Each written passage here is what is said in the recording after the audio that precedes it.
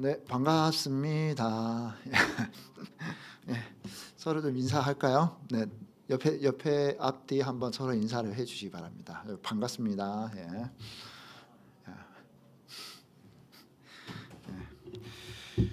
그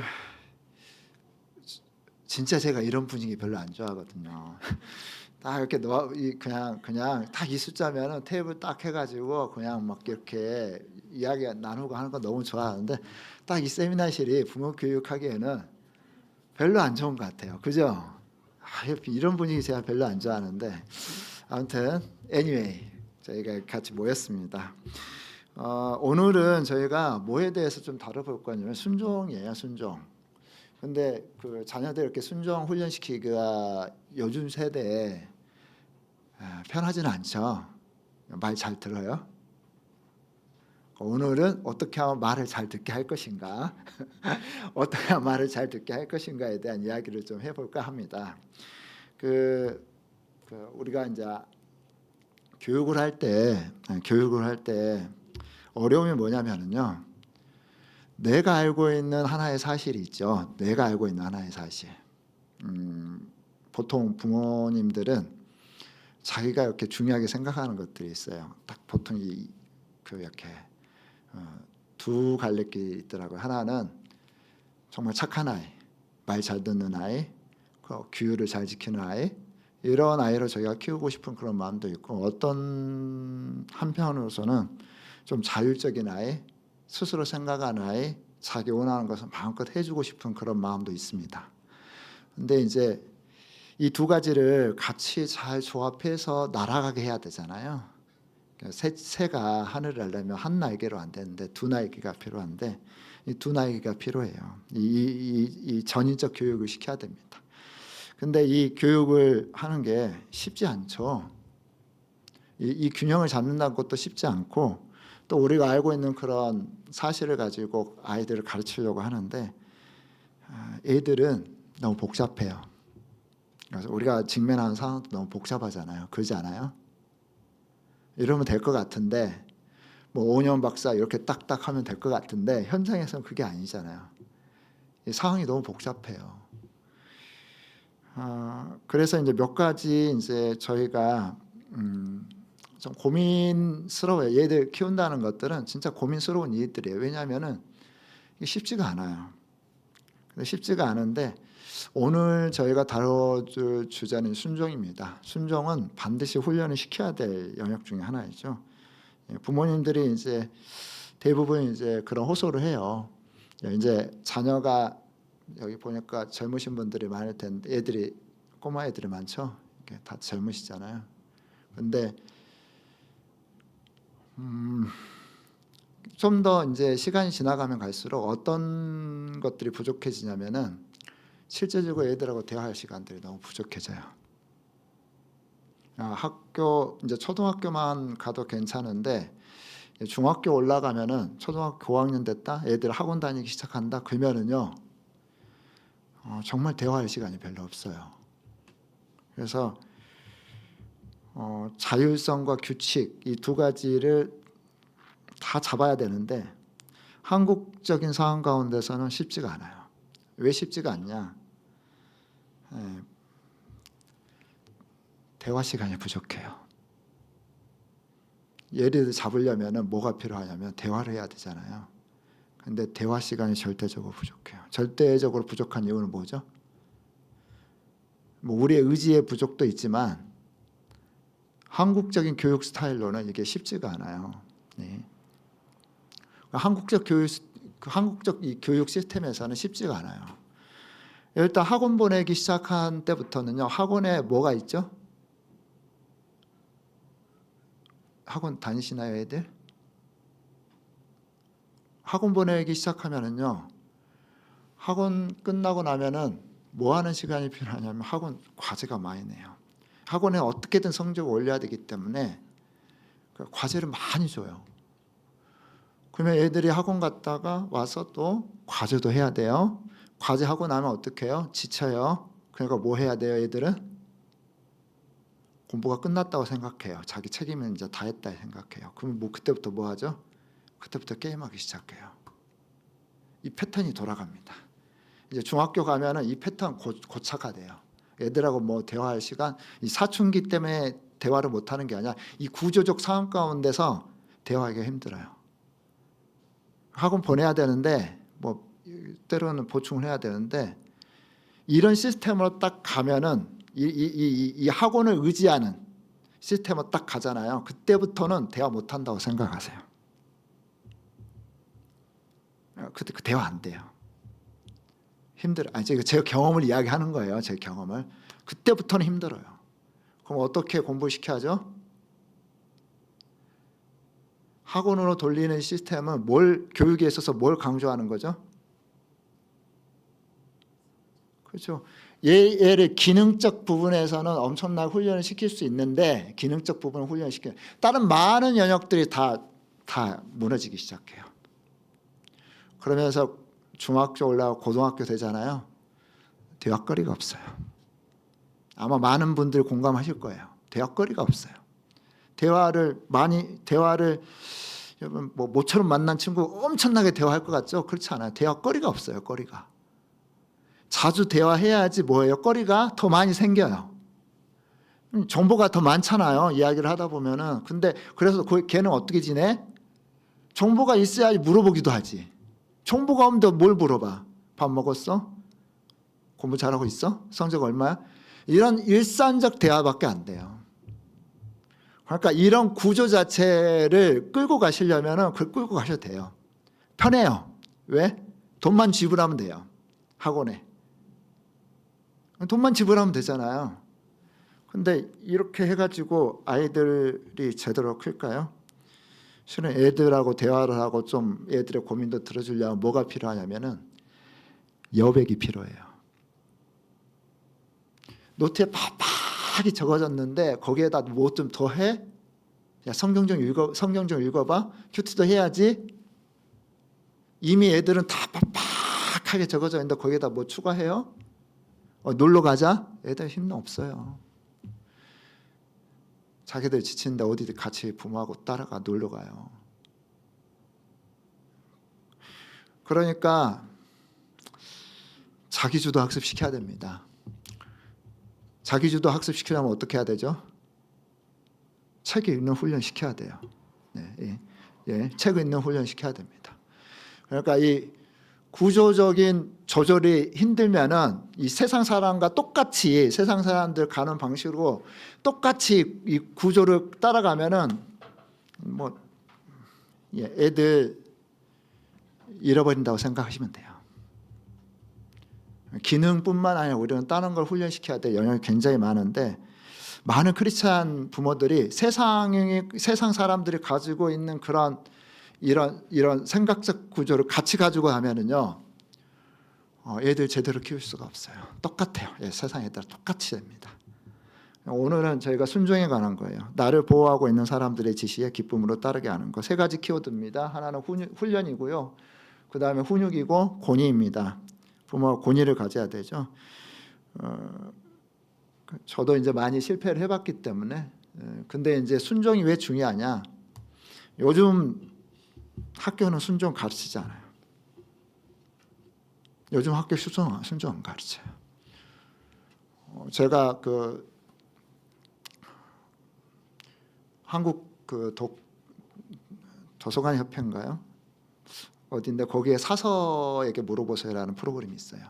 그러니까 내가 원하는 걸 사서한테 물어보잖아요. 사서가 나한테 대답을 해주는 프로그램이에요. 거기에 저희가 12가지 품성을 훈련한다고 이 순종에 관한 책 좀 추천을 해달라고 그랬어요. 사서들이니까. 전문가들이니까. 그랬더니 순종에 관한 책은 별로 없어요. 요즘 순종에 관한 책 안 나와요. 동화책도 그렇고요. 아이들 책이 안 나와야 한대요.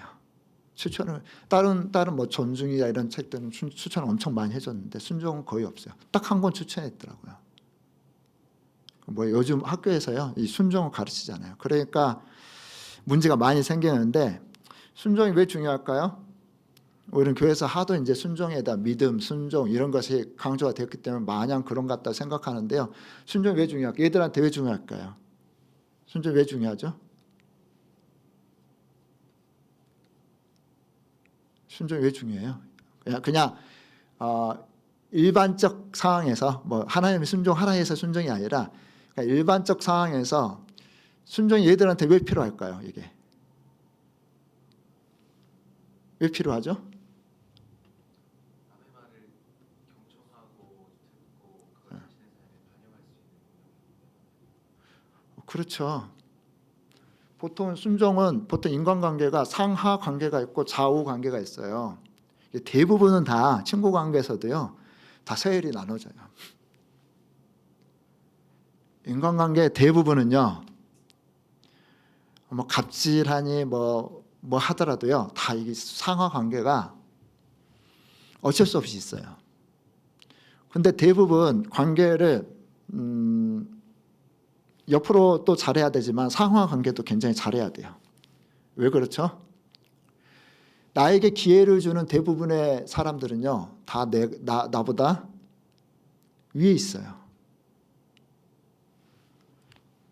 어떤 부장님이 계셨습니다. 이 부장 진짜 성질이 별로 안 좋아요. 그래서 막 좀 화나면 막 쏟아붓는 부장님인데 딱 한 사람, 이 부장님하고 너무 친한 거예요. 이 사람의 비법은 뭔지 아세요?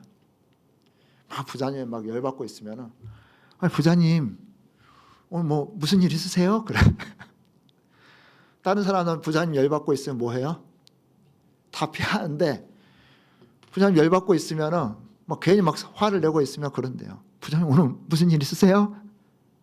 그때 딱 이 한마디에 부장이 그 열받았던 거예요. 싹 화를 내니까 엄청 친하다 이제. 자, 다음에 승진 기회를 누구한테 주겠어요?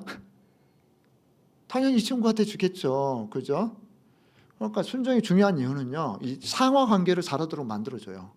상하 관계를 잘하면 뭘 하면요, 대부분의 축복, 대부분의 승진, 월급, 뭐 다 누가 결정하냐면 다 위에 사람들이 결정해요.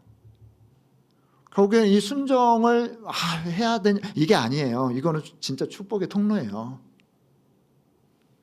우리 자녀들이 위에 있는 관계하고 제대로 관계 살아갈 수 있도록 도와주는 거 어디에서 훈련해야 돼요?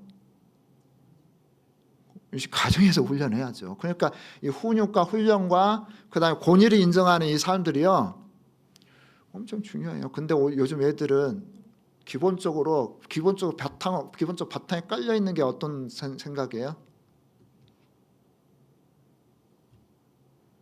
순종이란 개념이 없어요.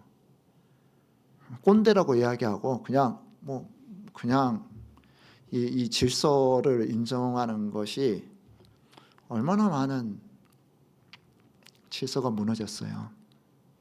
근데 우리 자녀들이 순종하게 딱 해주잖아요. 그 순종은 나의 꿈을 이루도록 도와줄 수 있는 뭐예요? 능력을 갖춘 많은 사람들을 연결시켜준 좋은 품성입니다. 세대와 세대를 연결시키고요. 이미 많은 것들을 가지고 있었던 그런 축복들을 이 순종이라는 다리를 통해서 나에게 흘러올 수 있어요. 그래서 우리 자녀들이 이 순종 훈련을 굉장히 잘 시켜야 됩니다.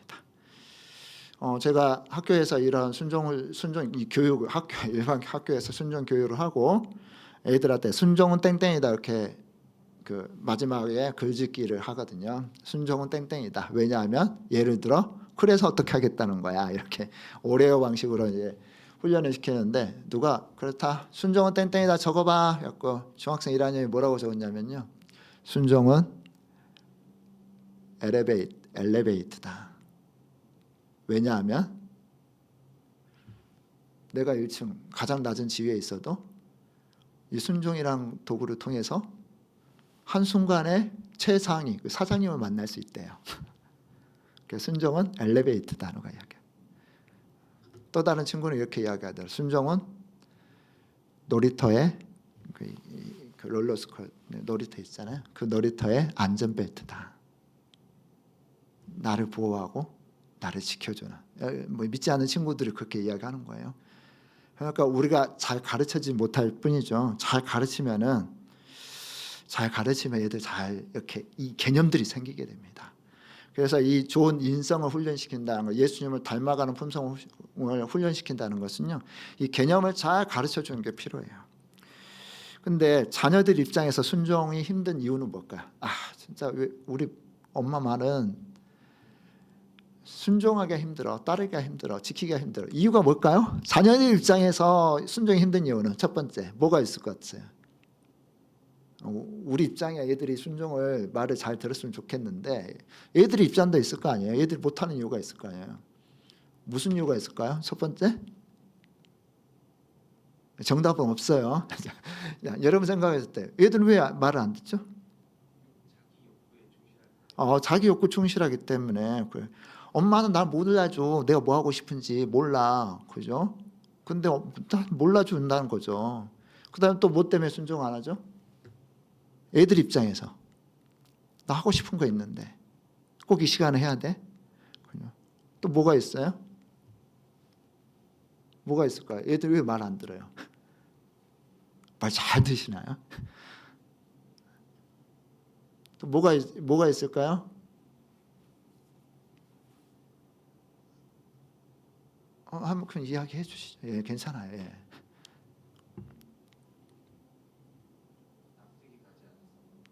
납득이 가지 않아서. 그죠? 납득이 가지 않아서. 실은 부모님 요구해도요. 어떻게 해야 될지, 구체적으로 어떻게 해야 될지 몰라서 순종을 안 하는 경우도 굉장히 많아 있습니다. 그리고 또 어떤 상황일까요? 실은 자녀들 입장에서는 상황이 그렇게 단순하지 않은 때가 많아요. 애들 입장에서 너무 복잡한 때가 많아요. 이것을 따르자니 뭐가 상황이 안 되고 누구는 어떻고 이 복잡한 상황들이 많아요. 그렇죠? 애들 입장에서는. 그리고 또 뭐죠? 부모님의 일관성이 부족할 때. 이건 치명적이에요. 일관성이 부족하다는 말은 무슨 말이에요?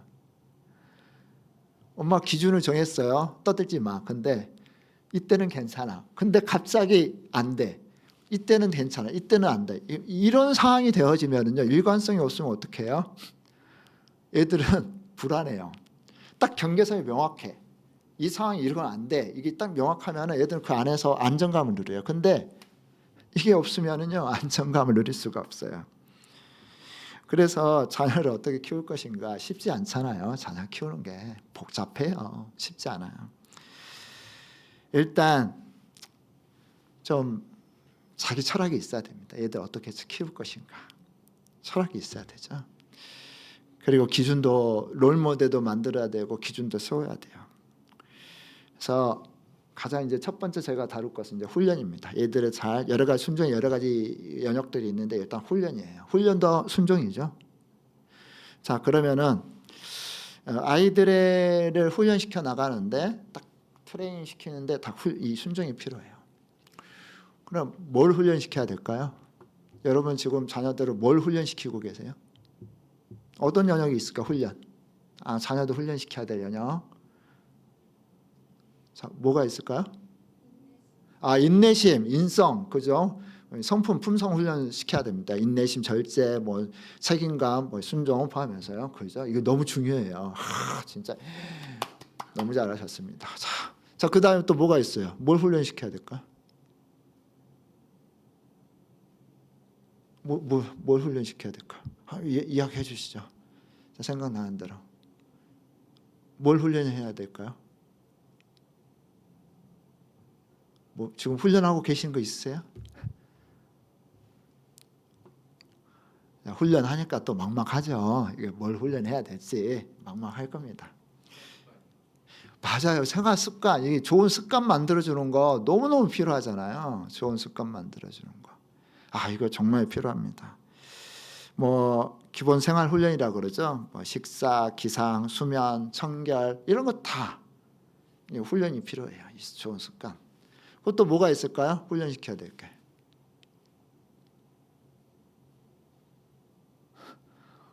예. 자, 이야기해 주세요. 괜찮아요. 예. 자, 뭘 또 훈련해야 될까요? 마음에 두고 있는 거 있으신가요, 여러분은?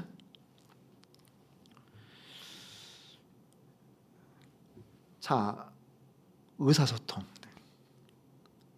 자기를 표현하고 그 다음에 감정을 조절하고 이 감정이 격해 있을 때 자기를 잘 말로 표현할 수 있는 그런 훈련들, 그 어르신들과 만났을 때 표현하는 훈련들, 이런 다 이 대화 소통하는 그 능력들을 키워줘야 돼요. 그 다음에 또 뭐가 있나요? 문제 해결 능력. 문제가 발생했을 때 이 문제를 어떻게 처리할 수 있는지에 대한 그런 부분들을 잘 트레이닝 시켜줘야 됩니다. 그리고 사회성, 대인관계, 그 다음에 경계선, 규칙 지키기. 요즘은 또 많이 대두되는 훈련들이 있더라고요. 어떤 요즘 많이 뜨고 있는 훈련이 있어요. 새롭게 얘들 재정훈련. 지금부터 막 투자를 가르쳐요. 주식 그 계좌 만들어 놓고. 혹시 여러분 주식 계좌, 애들 주식 계좌 있나요? 아이들한테 경제적 이 재투자, 투자에 대해서 어렸을 때 가르쳐요. 특히 미국 같은 경우 이런 투자 개념 굉장히 저축하고 생활비의 일부분을 자기 용돈의 일부분을 저축하고 투자하는 데 쓰도록 하는데, 얘들이 그 미국 같은 데는 그런 훈련들을 굉장히 잘 시켜요. 그런 것도 트레이닝이 필요하죠. 트레이닝 할 것들이 정말 적지 않은데, 그래서 우리가 정말 자녀들한테 이 순종을 통해서 배우도록 해줘야 됩니다. 배움의 시작이 뭐냐면 순종이에요. 기본적으로 이제 순종 훈련을 시켜줘야 되는데, 이런 모든 이제 목표를 설정하고 따라갈 수 있도록 도와주고, 그래서 이제 진짜 아이들이 스스로 빛나는 존재가 되기를 바란다면 어떻게 해야 돼요? 스스로 빛나는 존재가 되기를 바란다면 반드시 훈련을 해야 됩니다. 그래서 훈련은 탁월함을 익히는 데 있어서 굉장히 중요합니다. 애들은 뭐하고 같냐면요, 백지장하고 같대요. 아무것도 없는 백지장. 그런데 제대로 훈련시키면은요, 뭐든지 된다는 건 좀 그렇지만 정말 탁월하게 될 수가 있어요. 막연한 희망과 기대로는 애들은 탁월하게 되지 않아요. 뭐로요? 훈련으로. 부모가 어떤 목표를 가지느냐에 따라서 얘들은 따라올 수 있어요. 어떻게 해요? 트레이닝 될 수 있어요. 트레이닝만 되면은요. 모든 영역을 다 할 수는 없겠죠. 얘가 잘하는 부분들은 집중적으로 트레이닝을 시켜야 되지만은, 그러나 기본적으로 중상위 실력, 어떤 뭐 축구가 됐든 아니면 배드민턴 됐든 아니면 다른 어떤 글쓰기가 됐든요, 제대로 내가 의지를 가지고 트레이닝 시키면 중상 정도까지는 다 트레이닝 될 수 있어요. 결국에는 내가 뭘 훈련을 어떻게 시켜야 되겠다는 그 과정만 알고 있다 그러면 어떻게 해요? 아이들은 위대하게 될 수 있어요. 위대하게 될 수 있어요. 믿으세요? 근데 대부분 아이들은 어느 수준까지 달하죠? 대부분 아이들 어느 수준까지 자라나면요, 부모 수준까지는 자라요. 그 이상은 이제 애들 몫이야. 어떤 부분은. 그러니까 결국에는 부모가 계속 배우고 성장하잖아요. 얘들은 어느 수준까지? 부모 수준까지는 우리 손 안에서 훈련시킬 수 있어요. 왜? 우리가 해봤잖아요. 내가 해봤으니까 여기까지 어떻게 하면 된다. 이게 프로세스가 있잖아요. 과정이 있잖아요. 알잖아요. 그러니까 우리가 성장하는 그 수준만큼 애들도 성장시킬 수는 있어요. 아주 빠르게. 왜? 내가 걸어봤으니까. 근데 원래부터 잘했던 사람이 있어요. 그냥 집안이 좋아가지고 집안 어렸을 때부터 그냥 무의식적으로 그렇게 막 그냥 이렇게 잘한, 그런 의식도 못한 그런 사람을 훈련시키기가 쉽지가 않아요. 그런 사람들은 어떻게 하죠? 애들을 그냥 닥달해요. 왜 그것도 못하냐? 그러는데 못했다가 이렇게 끌어올렸던 경험이 있는 부모는요, 진짜 책 읽는 걸 잘 못했어. 근데 책 읽는 법을 이렇게 배웠어. 그래가지고 트레이닝 해가지고 자기가 이렇게 올라왔어. 이 경험, 낮은 상태에서 딱 올라갔던 경험이 있는 부모들은요, 애들 트레이닝을 진짜 잘 시켜요. 왜? 자기가 경험해봤기 때문에. 그 과정을 세팅할 수가 있는 거죠. 그래서 내가 과정을 좀 더 잘하고 잘 알고 싶다. 그러면 어떻게 해야 돼요? 자기가 성장해야 돼요. 그러니까 부모가 자녀에게 줄 수 있는 정말 좋은 선물 중 하나는요, 부모가 같이 성장하는 거예요. 그래서 부모가 잘하는 영역만큼 애들을 따라올 수 있어요. 선천적으로 뭐 그냥 집안 내력으로 잘하는 것은 아니고 그런 부분들은 이제 좀 고민을 할 필요가 있는데, 그래서 내가 잘하는 부분들이 계속해서 업데이트 되간 만큼 자녀들한테 복이라는 거, 나도 트레이닝이 필요하다는 거. 자, 저는 어렸을 때 수영을 이렇게 배웠습니다.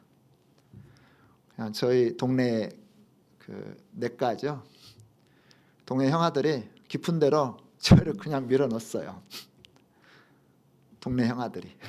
그런 물속에 깊이 첨벙첨벙 하다가 쭉 이렇게 막 나오려고 하고 못 나오면 형아들 꺼내주고, 그렇게 하고 그냥 배웠어요. 이렇게 수영을 잘할까요?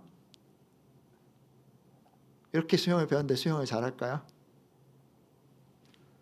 자, 전문 트레이너에게 수영을 배운다. 어떨 것 같으세요? 제가 수영을 꽤 오래 했습니다. 그럼에도 불구하고 지금 자유형 중국 과정이야. 중국 과정. 트레이닝을 안 되니까 이 자세 교정하는데 얼마나 힘들든지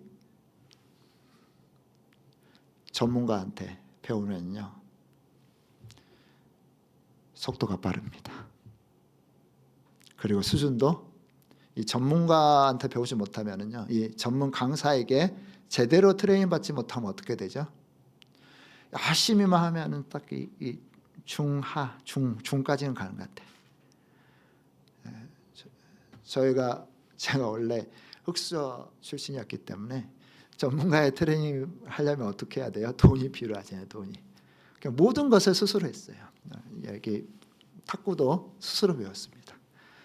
스스로 배운 진짜 열심히 했어요. 탁구도. 중국 친구들은 탁구를 엄청 잘하잖아요. 그럼 막 열심히 했어요. 지금은 후회가 돼요. 그래, 잘 치는 친구한테 폼이라도 좀 제대로 배워볼 걸. 그냥 열심히만 했어요. 저렇게 하네. 따라 보면서. 볼링도 마찬가지였고. 그러니까 탁제 수준이 120, 레버리지 120. 네, 탁구도 탁 그 중간. 테니스도 거의 대부분 뭐야, 중하위권에서 머무릅니다. 이유가 뭐죠? 열심히 해도 전문적인 트레이닝이 안 됐기 때문이에요. LBC우라는 사람이 그런 말을 했어요. 사람은 누구나 똑같이 태어난다. 하지만 어떤 환경에서 자랐는가에 따라 누구는 천재나 영재가 되고 누구는 평범한 사람, 심지어 바보가 된다. 하지만 적절한 교육을 받으면 평범한 아이도 훌륭한 사람이 될 수 있다. 적절한 교육만 받으면. 지난번에 소개했던 칼비트 그 교육법에 대해 소개를 했었잖아요. 이 사람이 20년을 믿고 있었어요. 아이들은 제대로만 교육을 받으면 천재가 될 수 있다. 자기 아이들 진짜 그림은 그림, 언어면 언어, 그리고 또 학문이면 학문, 이 믿음 가지고 트레이닝 시켰는데 정말 탁월하게 천재같이 키워졌잖아요. 이분의 신념 그거였어요. 적절한 교육을 받으면 평범한 아이도 훌륭한 사람이 될 수 있다. 적절한 교육. 우리는 이제 적절한 교육을 시켜야 됩니다. 그래서 이제 잘 교육을 틀어서 이제 트레이닝해서 따라올 수 있도록 해줘야 되는데, 근데 우리 자녀들이 그렇게 잘 따라오냐? 잘 따라온가요? 잘 따라오는데 하기 싫어할 때도 많죠. 그래서 우리 가운데 어떤 의식이 있었냐면은, 이 아이를 제대로 트레이닝하는데 언제가 중요할까? 트레이닝에 초기, 중기, 후기 어디가 중요할 것 같으세요?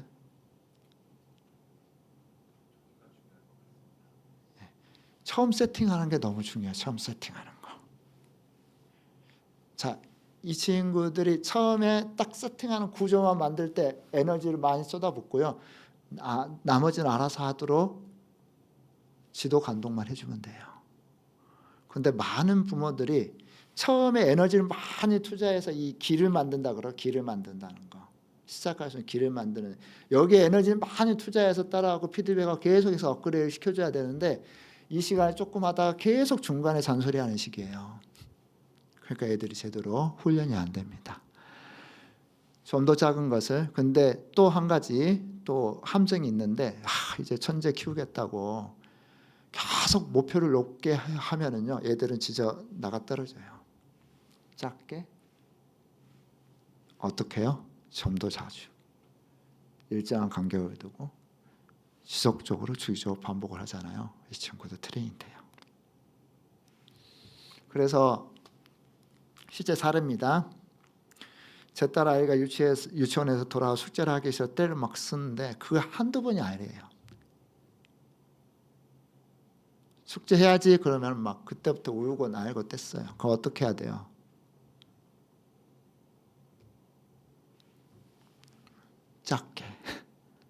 작게 시작하래요. 트레이닝은 작게. 야, 우리 3분만 하자. 매일 엄마하고 3분만 하는 거야. 나 엄마가 그 다음부터는 간섭 안 할게. 동의를 했어요. 딱 3분 엄마 같이 옆에서 해줘요. 따라서 하는데 일단 3분 시작하면 절대 3분에 끝나지 않아요. 대부분의 일들은 그렇습니다. 운동하기 싫은 친구들은 어떻게 해야 돼요? 운동하기 싫은 친구가 어떻게 해야 되죠? 작게. 우리 날마다 팔굽혀펴기 한 번만 하자. 그 작은 습관의 힘이라는 책이 있죠. 야, 팔굽혀펴기 한 번만 하자 우리. 그러면 보통 대부분의 친구들은 동의를 합니다. 팔굽혀펴기 한 번만 하는 거야. 팔굽혀펴기 한 번만. 날마다. 언제? 시간 정하고. 한 번 하면은요. 여러분도 한번 해보세요. 한 번 하면은요. 절대 한 번은 끝나지 않아요. 일단 한 번 뭘 하는 게 이 두뇌는 뭔가 귀찮아가지고 귀찮은 거 싫어하죠. 우리 뇌는. 그 뭘 한 번 시작하는 거 힘들지. 일단 발동에 걸리면은요. 한 번 하면은 오 했어. 근데 두세 번 더 해볼까 하는 마음이 생겨요. 이게. 이 뇌는 한번 이렇게 딱 발을 디뎌내면 계속 하고 싶은 마음이 생기기 때문에 그래서 작게 그리고 자주 간격을 두고 주기적으로 반복을 하는 거. 근데 계속 이어가더래요. 이 부모가 이 3분 자기 주도성을 주죠. 그 다음부터 너가 해 알아서. 애들이 한 번 의자에 앉으면 계속 시간 두고 앉을 확률이 있으니까요. 떼쓰는 버릇을 이렇게 쉽게 바꿀 수가 있습니다. 그리고 순종에 있어서 순종과 훈련에 있어서 가장 중요한 이건 정말 중요한 팁이에요. 이건 제가 어디를 가도 이 팁은 사람들이 다 좋아하는 팁입니다. 알보시고라는 거예요. 알보시고가 뭘까요?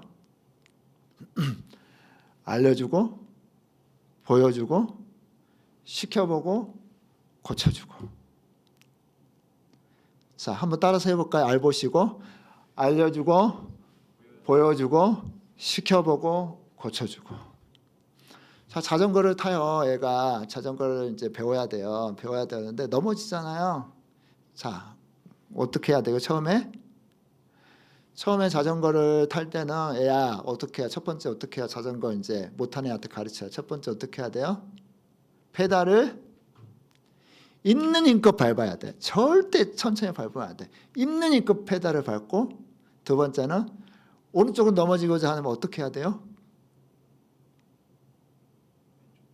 반대로 핸들을 반대로 트는 거야. 떡 넘어지면 반대로 이쪽은 딱 반대로. 자, 이것만 기억해. 그러면 너가 갈 수 있어. 넘어지면서 세 번째 어떻게 해야 돼? 계속 페달 밟아. 이거 설명했어요. 자, 한번 볼까? 천천히 밟으면 어떤 사건이 일어나는지 딱 보여주는 거죠. 시범을 보여줍니다. 자, 빨리 밟으니까 어떻게? 자, 안 넘어가잖아. 자, 자, 페달 옮겨 볼게. 그래도 돌려. 보여줬어요. 야, 너 한번 해봐. 자, 한번 해보죠. 해보는데 잘 된 거, 페달을 힘껏 받았는데 이렇게 넘어지려 할 때 너무 빨리 돌려가 저쪽으로 넘어져. 그럼 어떻게 해야 되죠? 고쳐줘야죠. 알보시고. 그리고 또 어때요? 다시 해야 돼요. 또 알려주고 보여주고 시켜보고 이것을 반복해서 시켜주면은 아이들은 금방 따라와요. 그 전에 이야기했는지는 잘 모르겠는데 엄마표 영어로 진짜 아이들을 영어 상위 1% 수준 드는 아이로 키워놓은 선교사님이 계셨어요. 이분의 비법은 뭐냐면요, 영어 동화 읽기예요. 자기가 아이들을 교육시키기 위해서 리서치하고 조사하고 그리고 또 해보고 많은 사람들 찾아가 봤더니 내린 결론은 딱 그거였어요. 애들 영어 잘 가르치려면은 하게 하려면 영어 동화책 읽어야 된다. 그래서 막 동화책 사기도 하고 빌리기도 했던 한계가 있더래요. 그래서 최종적으로 발견한 것은 리틀 팍스에서 4,000권인가 그 안에 동화책이 리틀 팍스 안에 뭐 영상으로 되는 것도 있고 하는데 4,000권이 책이 있어요. 그 리틀 팍스를 구독을 하고 그 애들을 일주일간 앉혀 있어요. 얘야 로그인 이렇게, 그 다음에 로그인 들어가서 너 페이지는 이거야. 너 페이지 들어가서 하나 들어야 돼. 단계 1단계부터 들어. 듣는데 처음에는 그냥 따라서 듣기만 해. 두 번째는 따라서 읽어. 세 번째는 이렇게 가지고 가르쳤대. 앉아서 며칠간? 일주일간. 그리고 너가 매번 너가 해야 될 것들은 하루에 5권씩 읽어. 미션 주고 일주일간 옆에 앉아서 못하면은 조정해주고 반복해서 설명해주고 그 이유에 대해서 이야기해주고 알고 시고를 열심히 훈련시켰다고 합니다. 그 일주일 지나니까 애들 어떻게 했을까요?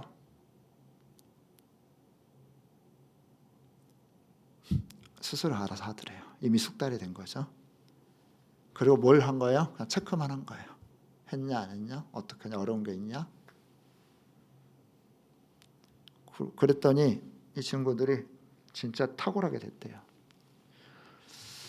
기회가 되면은 저희 한번 초청해서 강의를 한번 들어줄 것 같아요. 그죠? 자, 실패 노트와 도전의 안전지대를 만들어 주시라고 이야기합니다. 그러니까 애들이 잘 못했으면은 피드백, 아까 여기 피드백이 있었잖아요. 피드백 여기에 고쳐주고 시켜보고 고쳐주고 이 사이에 시켜보고 고쳐주고 이 사이에 뭐가 들어가냐? 반드시 피드백이 들어가야 돼. 이 사이에 중간에 칭찬했으면 어떡해요? 잘했으면 칭찬해주고 못했으면 어떡해요? 교정해주면 돼요. 교정해주되 뭐라고 교정해줘요? 너 실패, 너 이거 다, 너 왜 실패했던 거 한번 너가 생각해봐. 모르면은 그러니까 이거는 실패한 것이 그냥 실패가 아니라 실패가 뭐냐면은 자기가 배울 수 있는 그런 기회인 거예요. 이건 기회야. 너가 배우는 거야. 배우는 과정은 다 넘어져. 너가 걷는데도 넘어졌던 것처럼 넘어져서 걸은 거야. 실패를 기록하고 그래서 실패 노트. 여러분 혹시 실패 노트가 있으신지 모르겠는데 저는 실패 노트가 있거든요. 강의를 하면서 강의가 끝나고 제 음성을 들으면서 이런 부분 좀 고쳐야 될 것 같아. 다음에는 어떻게 고치자. 그랬더니 어땠다. 저는 before, 그 다음에 개선할 점, after 이렇게 3단계로 적어요. 내가 어떤 실수했었다. 이건 이렇게 고치면 되겠다. 그랬더니 어떻게 했다. 이게 아이들도 자기 실수 노트를 기록하도록 만들어 보세요. 그러면 어떻게 해요? 이 친구들이 실수 노트를 만들면은 내가 얘를 비판하고 판단하고 할 필요도 없어요. 너 한번 네 실수 노트를 적어봐. 엄마가 생각하는 네 분석보다 이거 다음에 이거 해봐도 좋을 것 같은데 이렇게 해봐도 좋을 것 같아. 그러면은 아이와 내가 같이 커나가요. 아이는 어떤 사건을 어떤 것을 배울 때 두려워하지도 않아요. 실수 노트 만들고 개선하면 되지. 피드백만 해주면 돼요. 그 다음에 이제 저희가 두 번째 훈육입니다. 첫 번째는 훈련이었고 두 번째 훈육이었어요. 훈육 잘 하시고 계시나요? 얘가 잘못했을 때 가서 고정하고 수정해 주는 게 훈육이죠. 지금은 어렸을 때는 애들이 잘 따라요, 그죠? 근데 애들이 나를 잘 따르지 않는다 그런 시간이 있죠. 왜 잘 따르지 않을까요? 이제 좋은 관계, 지금 훈육보다 더 중요한 것은 관계예요. 훈육 좋은 관계를 유지하라고 그러는데요. 이제 훈육은 아이들이 숨쉴 구멍을 열어둬야 됩니다. 거기까지 숨쉴 구멍까지 없이 애를 나무라잖아요. 그럼 어떻게 될까요, 애들은? 이 안에 사단이 그것을 사용해요. 이 안에 거역의 영을 불어넣기 시작해요. 거부하는 마음. 그러니까 정도껏 하란 말을 그랬는데 아무튼 어느 정도까지. 훈육은 아이의 숨쉴 구멍을 열어둔 채 하라는 거. 그게 넘치면 아이의 숨쉴 구멍이 꽉 다 막힌다. 우리 손훈정 우리 감독님이 하는 이야기입니다.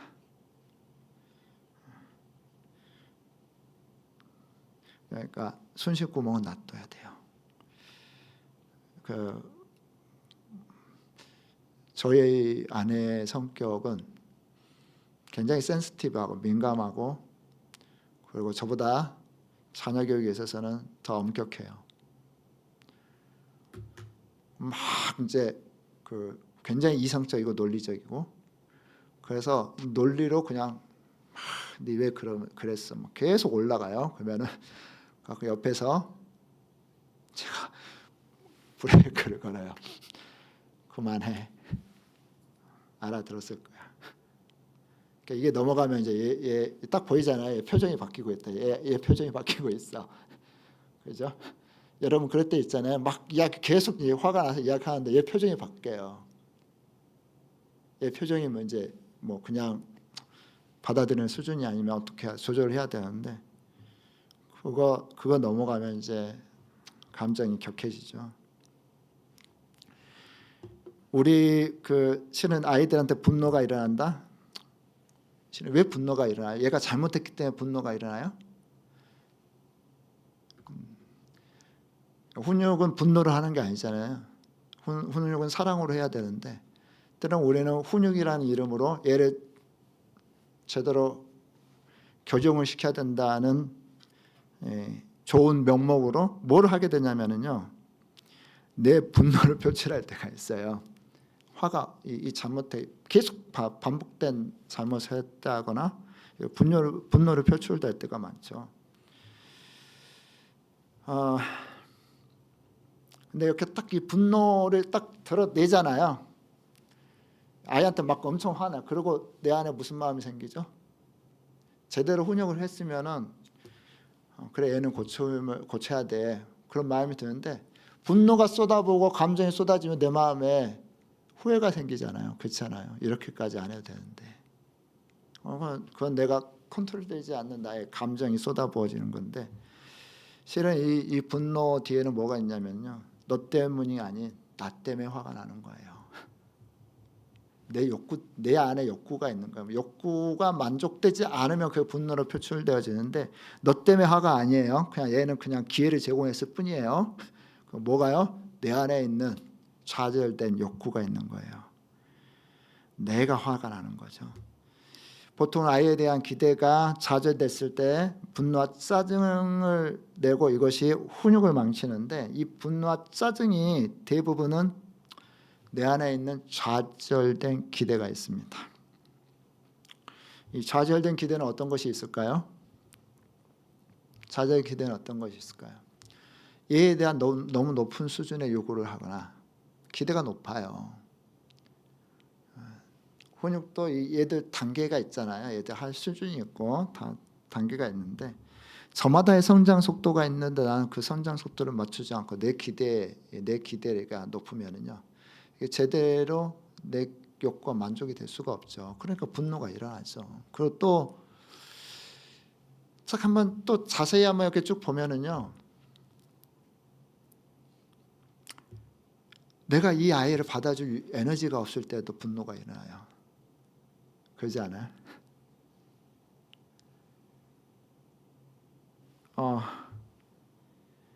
훈육이라는 것은 돌보는 거잖아요. 실은 훈육을 한다는 것은 고도의 돌봄이거든요. 돌봄인데 내 안에 이 돌볼 만한 마음의 에너지가 없어. 지금 너무 피곤해, 너무 죽겠어, 너무 복잡해. 생각도 복잡한데 회사 일도 생각도 복잡하고 스트레스 받고 있는데 얘가 살 따라주면 좋겠는데 갑자기 뭔가 이렇게 터뜨려. 그럼 얘가 시발점이 되는 거예요. 훈육이라는 것은 뭐 그때는 어떻게 해요? 그때 어떻게 해야 될까요? 지금 막 폭발할 것 같아요. 폭발했어 한번. 그러면 어떻게 해요?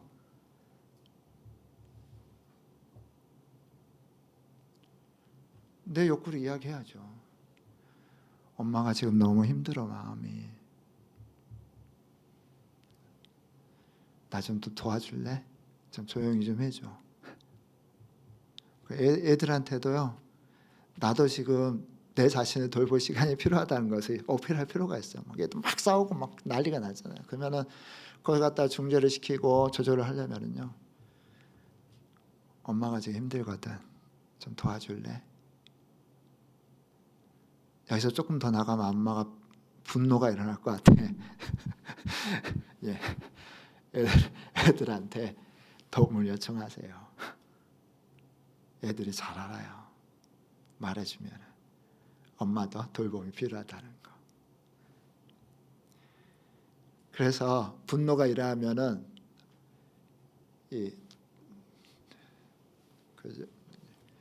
애를 보는 게 아니라 나를 봐야 돼요. 지금 내가 강력한 욕구가 있구나. 자기를 바라볼 수 있어야 되죠. 그래서 훈육을 잘하는 사람들의 공통적인 특징이 있습니다. 뭘 잘하냐면요, 통제가 아니에요. 연결을 잘하더라고요. 보통 우리가 이제 훈육을 부모 뜻대로 움직이게 하는 거라고 생각하는데요. 단순히 고쳐야 할 문제가 아니라 아이 내면에 실은 도움이 필요하다는 신호예요. 그래서 아이들이 뭐 이게 훈육이 필요한 상황이 됐든 어떤 환경이 됐든 우리는 뭘 해야 되냐면요. 해석을 해야 돼요. 애들의 행동과 말을 뭐 해야 된다고요? 해석해야 된다고. 번역기 돌려야 돼요. 요즘 마이크로소프트사에서 나온 번역기가 말하면 바로 이렇게 번역해 주는 게 있어요. 너무 좋더라고요. 우리는 아이들 행동과 불만족스러운 모습을 봤을 때 어떻게 해야 된다? 번역기 돌려야 돼요. 자, 번역기 돌리면 보통 애들은 말은 딱 두 가지. 너무 간단해요. 두 가지. 애들 말뿐만 아니라 우리 모든 사회의 말이 다 두 가지예요. 다 두 가지. 둘 중에 하나예요. 애들의 모든 행동은 뭐라고요? 사람들의 모든 언어 표현에는 다 두 가지 중에 하나다. 이것만 기억하시면 돼요. 어떤 거? 어떤 거 같으세요? 다 두 가지 중에 하나예요. 하나는 고마워.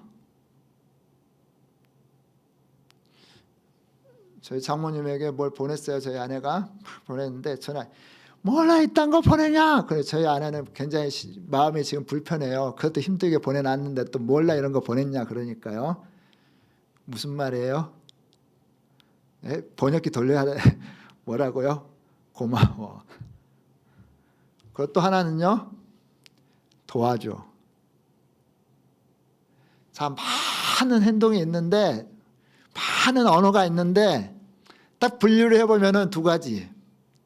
고마워, 도와줘.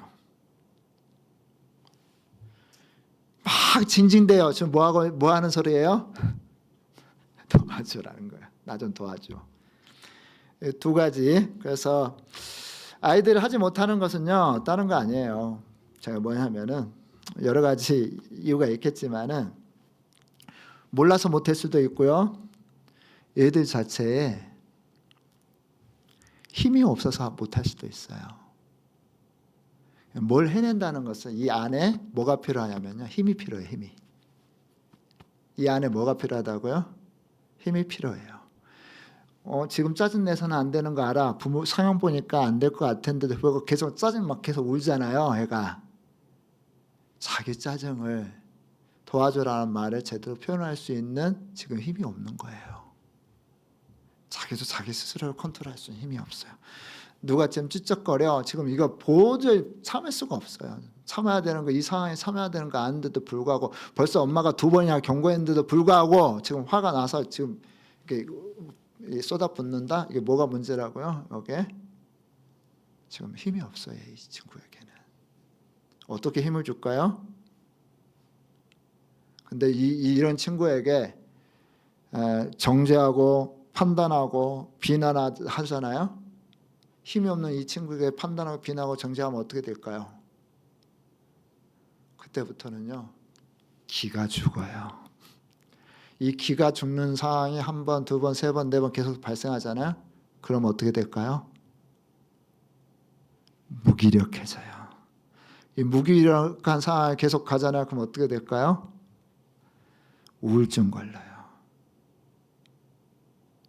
그러니까 애들 기를 살려주는 것도 필요한데 기가 너무 세져도 안 되죠. 그래서 참 복잡해요. 근데도 불구하고 이 상황을 그러니까 훈육이 어디로 간다? 무기력으로 갈 수도 있다는 거.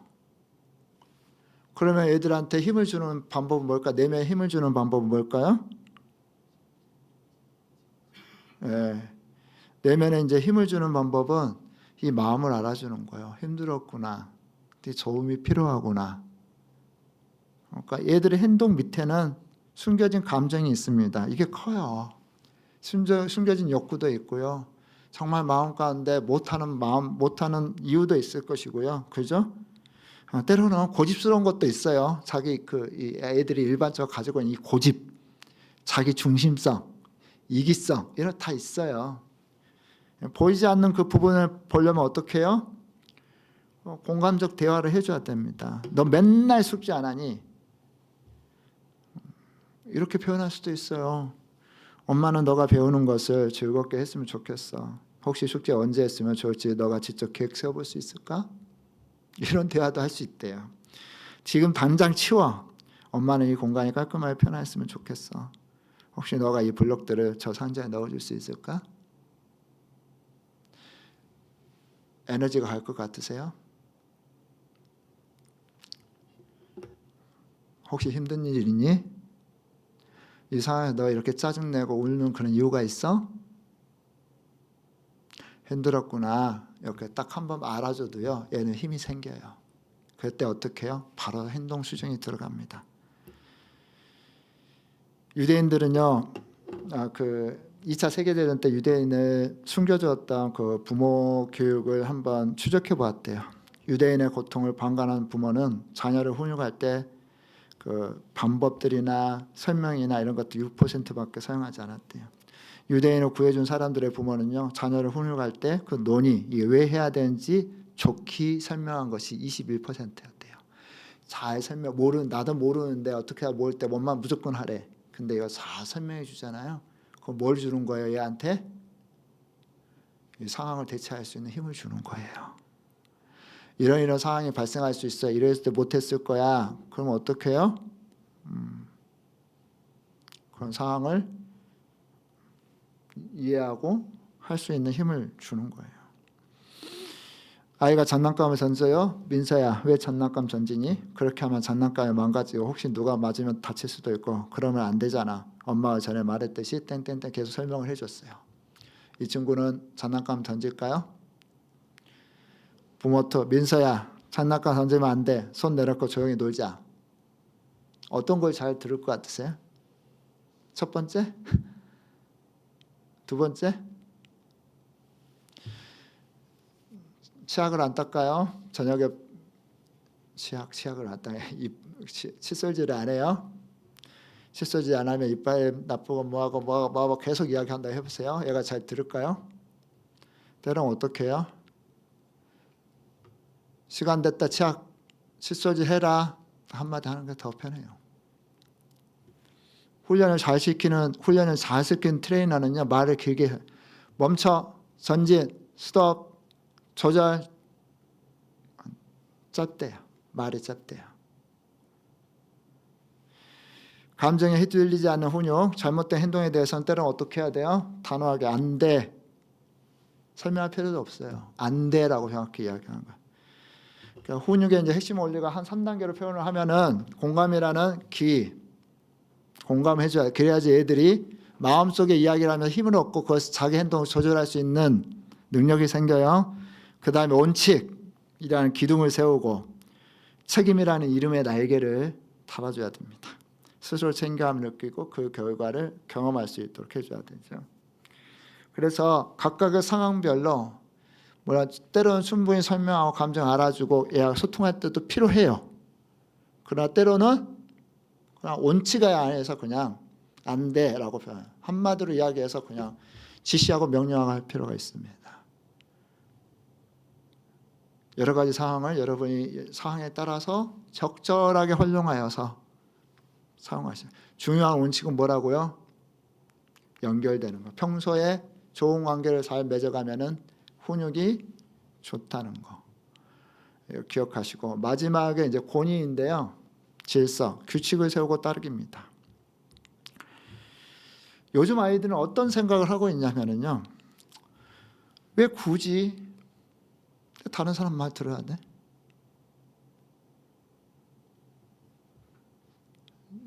저희 큰아들이 미국에서 이번에 들어옵니다.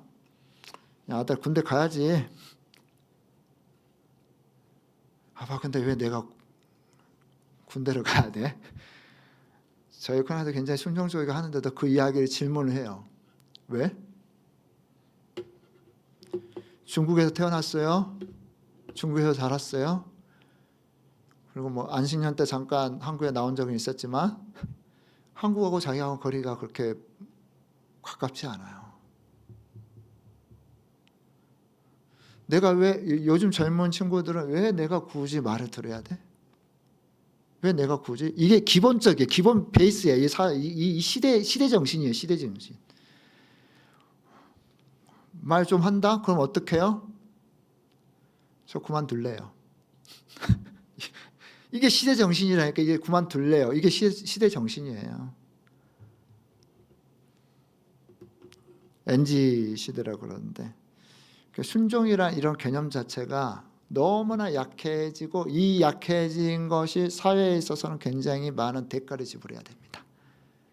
사회 전체적으로는요, 지불하는 대가가 많아요. 일단 계속해서 마음에 안 든다고 계속 직장을 바꾼다고 생각해 보세요. 그러면 이 친구는 전문성이 키워질까요? 어떤 영역에서 전문성, 업을 실력을 키우기 위해서는 그 업에 올인하는 그 시간이 필요하거든요.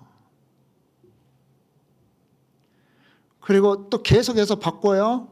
그러면 이 회사 차원에서 얼마나 많은 낭비예요. 그러잖아요. 사회적 지출해야 될 비용이 굉장히 많아요. 근데도 불구하고 이 친구들한테, 우리한테 너 권위한테 순종해야 돼. 질서를 지켜야 돼. 해야 되는 이유는 뭐죠? 뭐가 보입니까? 보통 우리가 내가 잘못했을 때, 아니면 나도 이렇게 부족한데 우리 이 친구들을 이렇게 잘 계속해서 말을 해야 되나? 특별히 뭐 자녀 관계뿐만 아니라 우리 사회에서도 이 후배들 MZ 시대 꼭 해야 되나라고 할 수도 있어요. 근데 중요한 것은요, 이거 알아야 돼요. 찢어진 우산도요, 비 올 때 필요해요, 안 해요? 상사가 저러는데 내가 그 말을 들어야 돼?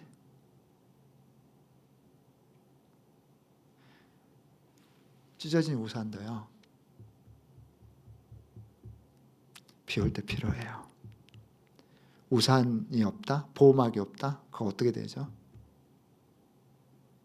이 친구들이 보호막이 없으면 알아요. 이게 얼마나 중요한지. 권위자란 나를 보호해주는 사람이에요. 그리고 뭐하는 사람? 나에게 공급해주는 사람이에요. 내가 부족하고 연약하고 넘어지고 때로는 도저히 자녀들한테 아니면 후배들한테 따뜻하게 서지 못할 그런 이유도 있을 수 있어요. 그런데도 불구하고 어떻게 해요? 우리가 당당히 서야 되는 이유는 뭐냐면요, 이 친구들에게 이 보호가 필요하다는 거. 그래서 법과 규칙을 지켜야 된다는 거. 왜? 아무리 나라가 뭐 진짜 뭐 같아도 이 나라는 뭐예요? 우리에게 보호막을 해주고 공급을 해주고 우리 지켜주는 거예요. 이런 의식들. 그래서 우리 자녀들한테는 이 권위가 왜 필요한지, 너 상사가 아무리 망가졌어도 상사가 보는 안목은 이 밑에 사람이 보는 안목과는 차원이 달라요. 그러잖아요. 책임자가 보는 안목은, 사장이 보는 안목은요, 도저히 밑에 사람이 볼 수 없는 그것까지도 다 고려하고 보는 거예요. 그것을 배울 수 있는 것은 이 권위를 인정하는 겁니다. 그 사람이 잘했기 때문에 권위를 인정하는 게 아니라 그 권위 자체가 주는 그 하나님의 질서가 주는, 아무리 안 좋은 정권이라도요 무정부보다 나아요. 무정부 상태는 얼마나 안 좋은데요. 우리 가정에서도 그런 권위가 살고 질서가 있어야 되잖아요. 그래서 제가 아이를 위대하게 만드는 55가지 법칙 책에서 가져온 원칙들입니다. 이 책은 제가 지난번에 추천했었죠. 사서 보셨나요? 한번 추천했었는데, 제가 추천한 책 꼭 사서 보세요. 피가 되고 살이 될 거예요.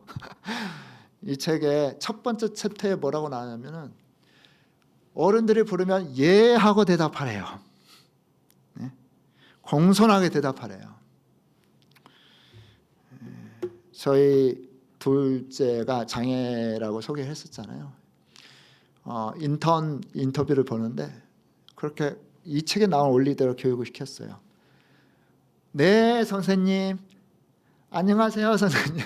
공손하게 합격했어요. 경쟁률 굉장히 높았었는데.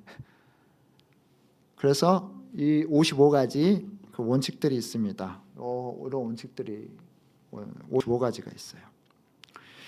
이 중에서 자녀들하고 상의하세요. 규칙을 정하고 질서를 만드는 거.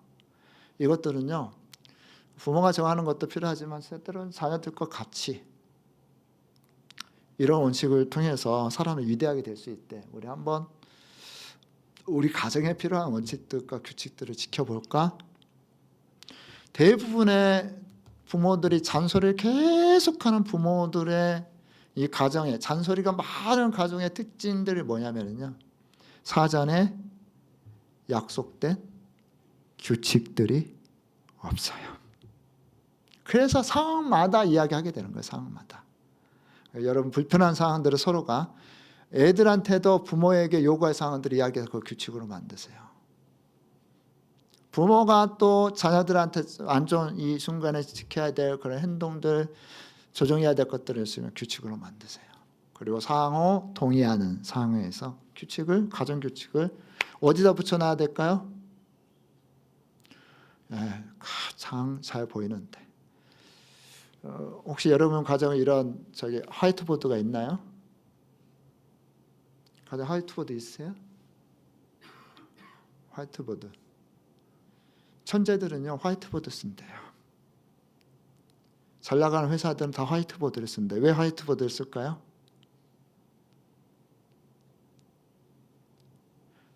애들한테 너 하고 싶은 거 한번 너가 논리적으로 선생님처럼 그림 그려가지고, 아니면은 단어 써가지고 우리한테 설명 좀 해봐. 이게 처음엔 말을 못하다가도요, 여기 쓰기 시작하면 애들이 말하기 시작하고, 이게요 사람들을 설득하고 가르치는 데 있어서, 그리고 뭔가를 자기 주장을 펼 때서 굉장히 강력한 훈련이래요. 화이트보드 하나 이렇게 쭉 마련하시고, 거기에다가 이 규칙 정하시고, 엄마 일정, 필요한 상황들 다 적어 놓으세요. 저 같은 경우는 내가 읽었던 책 중에 한 줄을 거기다 적어 놔요. 애들이 그거 봐요. 제가 적어 놓은 한 줄 소개해 볼까요? 지난주에 적은 한 줄. 용기는 두려워하는 그것을 하는 것이다.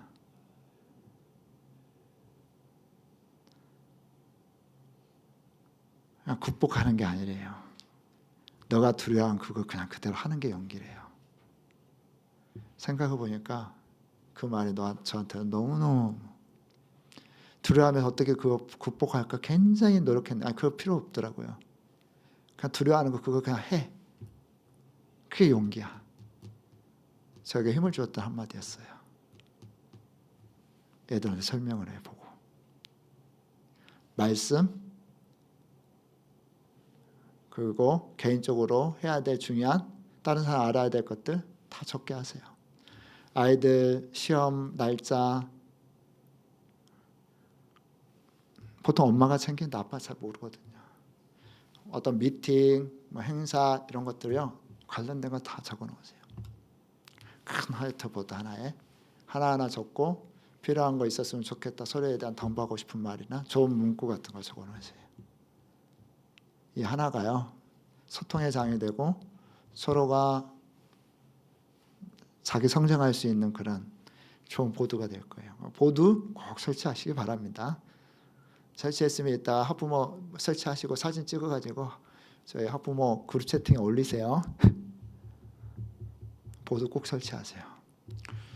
저희 집 보드 한번 사진 찍어 올려드릴까요? 여러분 누가 하나 사진 찍어 올려보내면 그냥 보드 설치했던 사진 찍어 올려보내면 저희 집 보드가 어떻게 뭐가 써져 있는지를 제가 한번 사진 찍어가지고 한번 올려드릴게요. 저희 집 보드에는 맨 위에는 원워드가 있습니다. 올해 저희는 원워드라고요. 올해 가장 중요한 자기의 그 단어 하나로 올해를 설정하는 그런 거 있어요. 저의 원워드는 리더십입니다. 국내 해외 리더십을 세우는 게 저의 원워드예요. 그냥 다들 이게 하나가 나침판처럼 저희 가정에 굉장히 중요한 일정들을 소화해내는 곳입니다. 좋잖아요. 원리들과 규칙도 한쪽 구석에 뭐가 적어 있냐면요. 저희 아들만 셋이라서 그 신부 며느리의 기준 해가지고 딱 적어져 있어요. 애들은 왔다 갔다 하면서 그 며느리 기준 봐요.